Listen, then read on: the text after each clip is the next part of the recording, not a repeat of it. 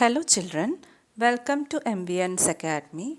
Today I am going to explain the second part of the chapter, The Rat Trap.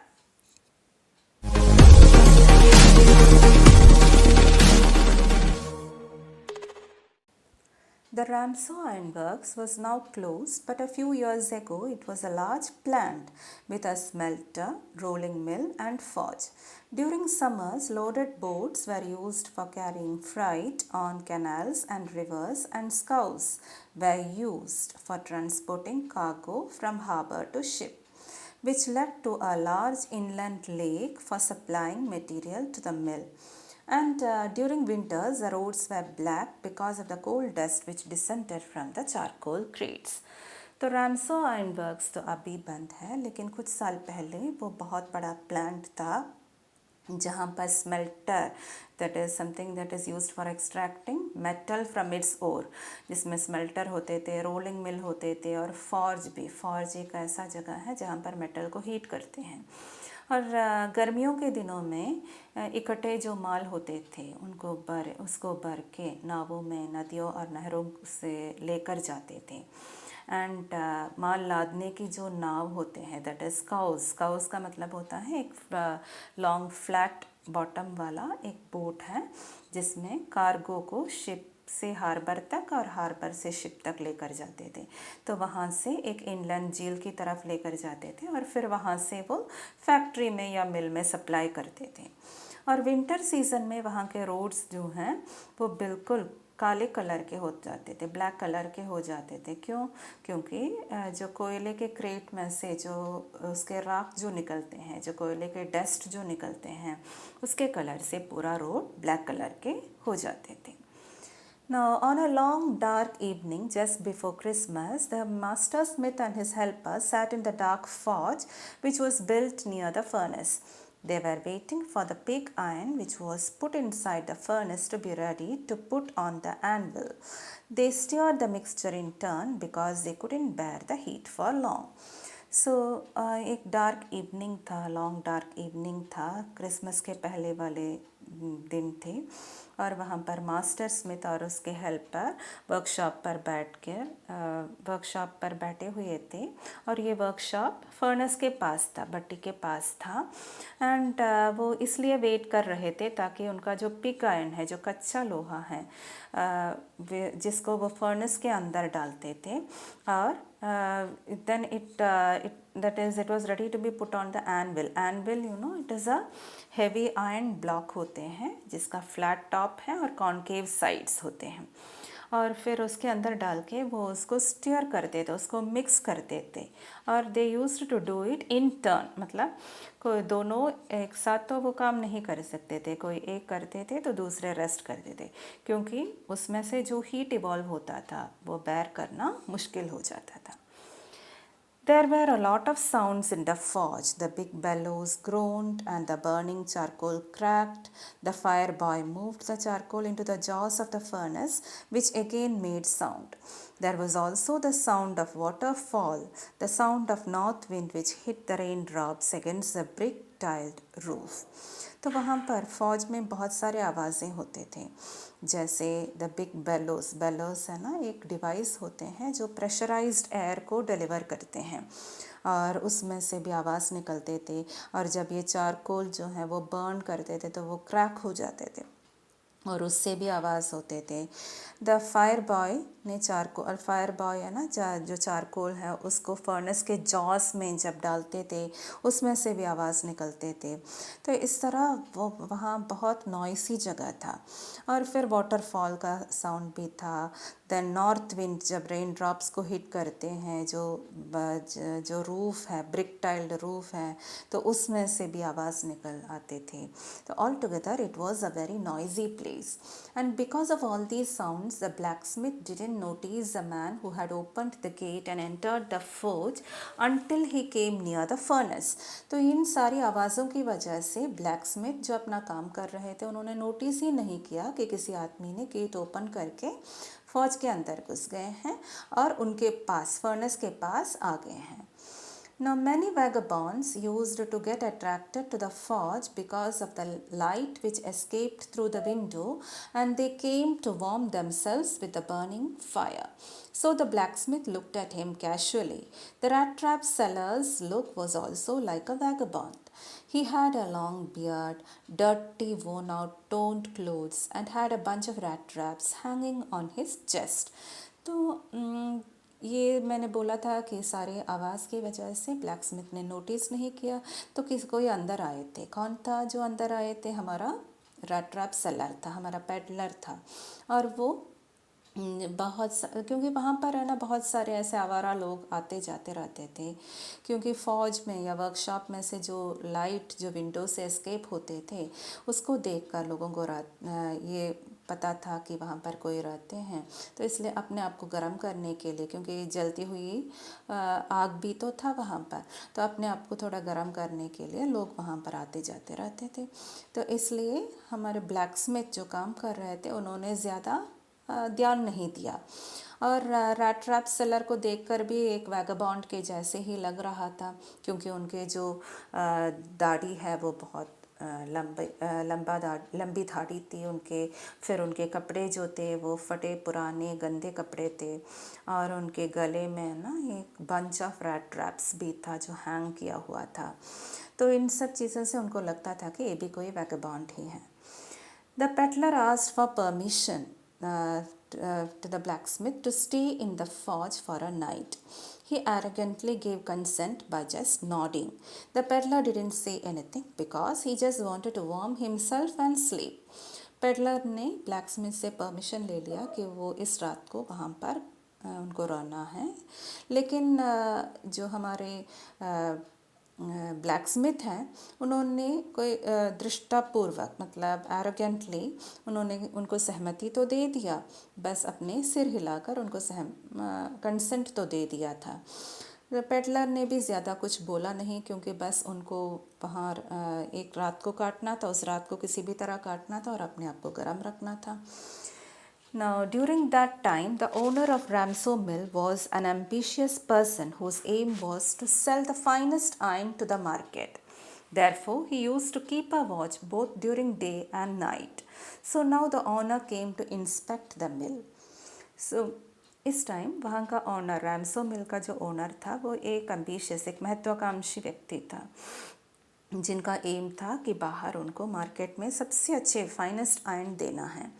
तो इसलिए वो हमेशा दिन रात अपने उसमें ध्यान रखते थे काम में, और कभी भी वो इंस्पेक्ट करने के लिए आते थे फ़ौज में, है ना। तो इसलिए ऐसे ही उस टाइम वह ओनर वहाँ पर इंस्पेक्ट करने के लिए आ गया।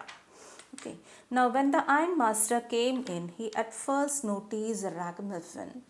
Ragamuffin means it is a person in rags. He went near him and removed the peddler's hat. Now, iron master जैसे ही अंदर आ गया तो उनकी पहली दृष्टि तो रैगामफिन की ओर ही हो गया। रैगामफिन कौन है? वो पर्सन जो फटे पुराने कपड़े पहने हुए हैं।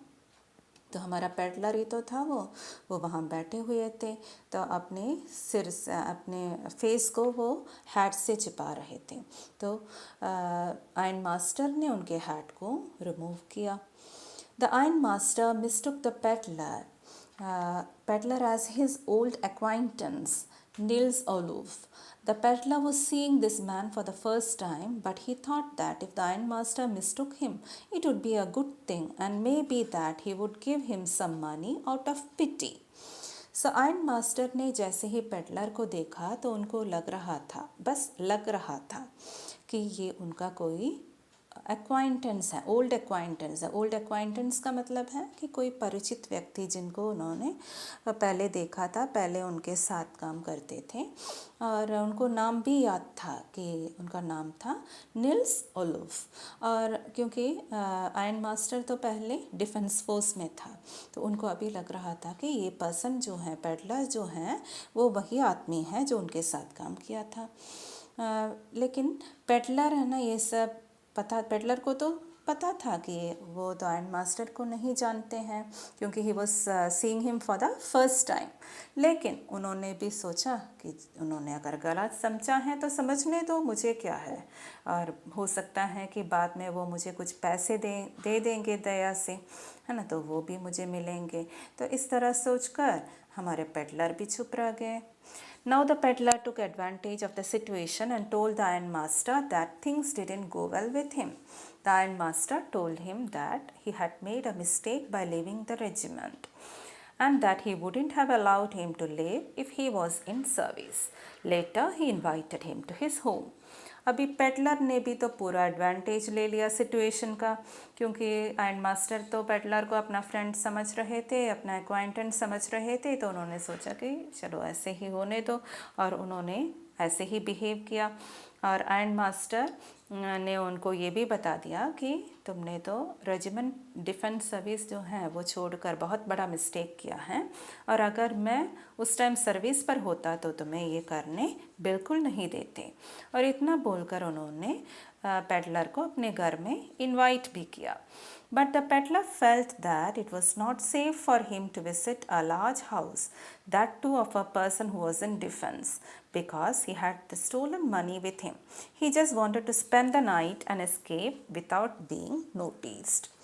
लेकिन पेडलर को ये पता था कि जो आयरन मास्टर है उसके घर तो बहुत बड़े होंगे, और वो तो एक आदमी ऐसा आदमी है जो पहले डिफेंस में था, तो उनके घर में एक चोरी किए हुए पैसे लेकर मैं कैसे जाऊं। और लेकिन बस उनको तो बस एक रात स्पेंड करना था, तो उसके लिए तो यही जगह ठीक था। आयरन मास्टर के घर से अच्छा तो यही ठीक लग रहा था। The Iron Master felt that he was reluctant because of his torn clothes, so he tried to make him comfortable by telling him that his home was an ordinary one. He told that his wife Elizabeth is dead and both his sons were abroad, only his daughter was with him. He invited him to celebrate Christmas with his family. He also wanted some guests for the Christmas feast. तो iron master को ऐसा लग रहा था कि peddler ने इसलिए मना किया है क्योंकि उनके जो क्लोथ्स हैं वो फटे पुराने क्लोथ्स हैं, तो इसलिए उनको कंफर्टेबल बनाने के लिए आयरन मास्टर ने बोला कि चिंता मत करना, मेरे घर भी साधारण सा ही घर है, और उसमें मेरे वाइफ एलिजाबेथ का तो डेथ हो गया है, और मेरे 2 सन्स हैं वो दोनों बाहर हैं, और मेरे साथ तो बस मेरी डॉटर ही रहती हैं। और इसलिए उन्होंने बोला कि आप आ जाओ मेरे साथ और हम लोग अपने फैमिली के साथ सेलिब्रेट करेंगे क्रिसमस। और उन्होंने ये भी बोला कि क्रिसमस का फीस्ट तो हमेशा किसी गेस्ट के साथ ही तो अच्छा लगता है। But the peddler was not ready to accept his invitation, and he told the master blacksmith that perhaps Captain Bonstall wanted to stay with him in the forge. Then the iron master left, but the blacksmith knew that he would surely return. So अभी बार बार बोलने पर भी peddler तैयार नहीं था उनके invitation accept करने के लिए। तो आयरन मास्टर ने ब्लैकस्मिथ से बोला कि शायद कैप्टन वॉनस्टेल कौन है, जो उन्होंने अभी बाय मिस्टेक उन्होंने ये समझा है ना कि पेडलर कौन है, कैप्टन वॉनस्टेल है, उनका ओल्ड एक्वाइंटेंस है। तो उन्होंने मास्टर ब्लैकस्मिथ को ये बोला कि शायद कैप्टन वॉनस्टेल मेरे साथ रहना नहीं चाहते हैं और आपके साथ इस फौज में ही रहना चाहते हैं, तो ठीक है। तो इस तरह बोलकर आयरन मास्टर तो चले गए, लेकिन ब्लैकस्मिथ को तो ये पता था कि आयरन मास्टर तो दोबारा ज़रूर आएंगे। After a gap of half an hour the iron master's daughter came. He thought that his daughter would persuade him and bring him home. लेकिन आधे घंटे से पहले ही कौन आ गए, आयरन मास्टर के डॉटर आ गए। शायद आयरन मास्टर ने यही सोचा होगा कि उनके डॉटर पेडलर को या उस आदमी को मना करके लेकर आएंगे घर। The iron master's daughter was a shy and humble girl. She came along with her attendant who was carrying a big fur coat. The master blacksmith and his assistant was still in work. The stranger had slept with his hat pulled over his head. The peddler was shocked and jumped up. ना ion master के daughter एक शर्मीली और विनम्र स्वभाव वाली लड़की थी और वो उनके साथ उनका एक अटेंडेंट भी था जो एक बहुत बड़ा कोट, फर का कोट लेकर आए हुए हैं। और मास्टर ब्लैकस्मिथ और उनका असिस्टेंट तो अपने काम में बिजी था और स्ट्रेंजर जो हमारा पेडलर है वो तो ऑलरेडी ही हैड स्लेप्ट। उन्होंने अपने हैट को अपने फेस पर कवर करके उन्होंने तो सो लिया था। और जैसे ही आयन मास्टर के डॉटर को देखा तो पेडलर एकदम शॉक्ड हो गए, एकदम हैरान हो गए और वो जंप करने लगे। Now she introduced herself as Etla Wilmanson, the daughter of the Iron Master. She told him that she had come to take him home. So लड़की ने ये बोला कि मेरा नाम एटला विलमैनसन है और मैं आयन मास्टर की डॉटर हूँ और मैं आपको घर ले जाने के लिए आई हूँ।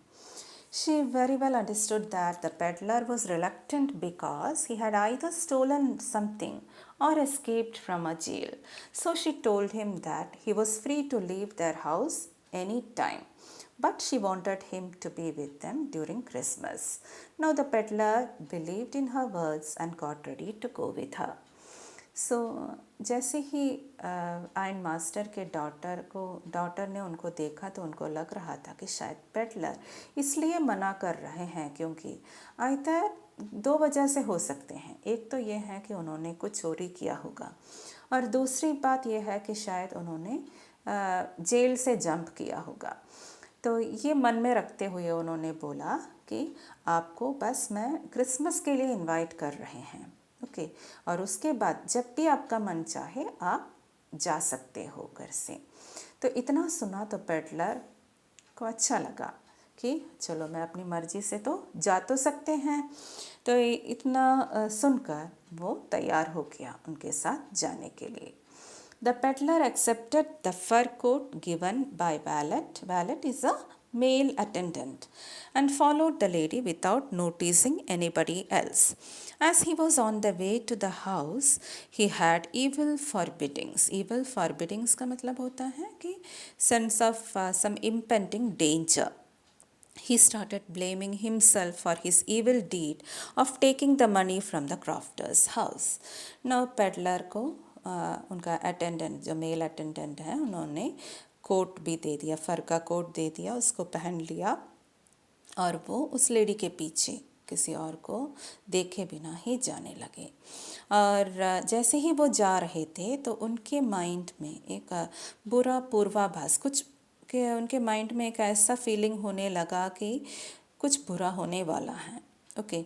सो ऐसे एक सेंसेशन उनके अंदर आ गया और ये सोचकर है ना वो अपने को ही ब्लेम करने लगा कि मैंने इतना गंदा काम क्यों किया, मैंने मनी क्यों स्टील किया है, इसकी क्या ज़रूरत थी मुझे क्रॉफ्टर के घर से पैसे चुराने की, क्यों किया, किस टाइम किया, ऐसे सोचकर है ना वो अपने को ही ब्लेम करने लगा। The next day it was Christmas Eve and the Iron Master told his daughter that they had to do something for the peddler, and he said that firstly he should eat good food to gain some flesh on his body and they should also arrange a better job for him. So वो जो peddler हैं वो उनके घर आ गए थे, iron master के घर आ गए थे और नेक्स्ट डे हो गया, मॉर्निंग में क्रिसमस का टाइम था। तो आयरन मास्टर ने अपनी बेटी से कहा कि मैं इस पेडलर के लिए कुछ तो करना चाहते हैं, लेकिन सबसे पहले है ना उनके बॉडी इतने कमज़ोर हैं तो इसलिए उसको फ्लैश से भरना है, तो उसके लिए अच्छा खासा खाना देना चाहिए हमें और बाद में मैं उनको कुछ अच्छा सा जॉब भी दिला दूँगा। The daughter said that it was even strange for her to believe that the man had once been educated. The iron master told her to keep patience and that he will be all right after getting clean and dressed up. तो इतने में उनके daughter ने बोला कि मुझे ये भी बिलीव करना मुश्किल हो रहा है कि ये आदमी जो है कुछ एजुकेटेड है पहले। तो द आयरन मास्टर ने ऐसे बोला कि नहीं बेटी, क्षमता रखना है अपने आप को और देख लेना, जैसे ही वो क्लीन होके पूरे अच्छी तरह ड्रेस करके आएंगे तो तुम्हें पता चलेंगे कि वो कौन है। Now the peddler entered the room. He was looking clean and well dressed. The valet had bathed, cut his hair, and shaved him, and he was wearing the ironmaster's clothes and shoes. अभी इतने में patellar room में enter किया. अभी वो बहुत अच्छे दिख रहे थे, क्लीन था, वेल ड्रेस्ड था. वैलेट ने उनको नहला दिया था, उनके हेयर कटिंग किया था, उनको शेव किया था, उनको आयरन मास्टर के सबसे अच्छे क्लोथ्स और शूज़ भी दे दिए थे पहनने के लिए. तो इतना करके वो तैयार हो गए थे. ओके.